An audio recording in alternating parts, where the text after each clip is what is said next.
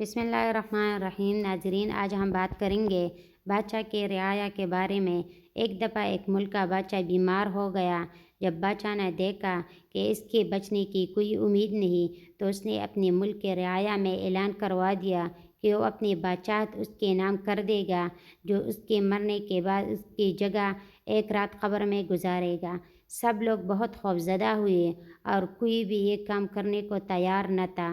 اسی دوران ایک کمہار، جس نے ساری زندگی کچھ جمع نہ کیا تھا، اس کے پاس سوائے ایک گدھے کے کچھ نہ تھا۔ اس نے سوچا کہ اگر وہ ایسا کر لے تو وہ بادشاہ بن سکتا ہے، اور حساب کتاب میں کیا جواب دینا پڑے گا، اس کے پاس تھا ہی کیا، ایک گدھا اور بس۔ سو اس نے اعلان کر دیا کہ وہ ایک رات بادشاہ کے جگہ قبر میں گزارے گا۔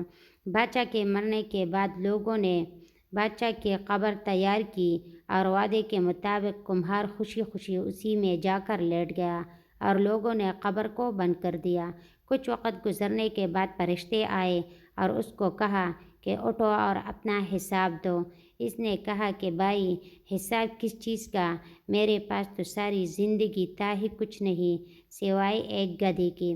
فرشتے اس کا جواب سن کر جانے لگے، لیکن پھر ایک دم رکے اور بولے، ذرا اس کا عمل نامہ کھول کر دیکھے، اس میں کیا ہے؟ بس پھر کیا تھا؟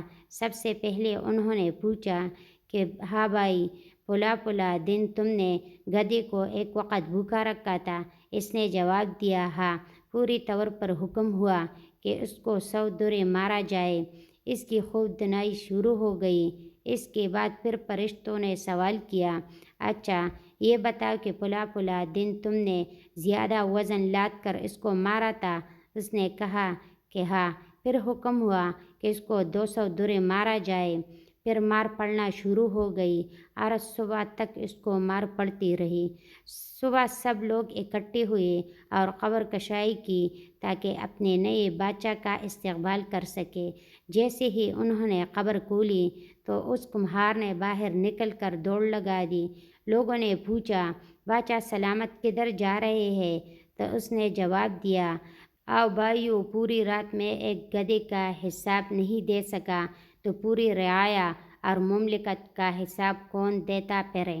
لیکن کبھی سوچا ہے کہ ہم نے بھی حساب دینا ہے، اور پتہ نہیں کہ کس کس چیز کا حساب دینا پڑے گا، جو شاید ہمیں یاد بھی نہیں ہے۔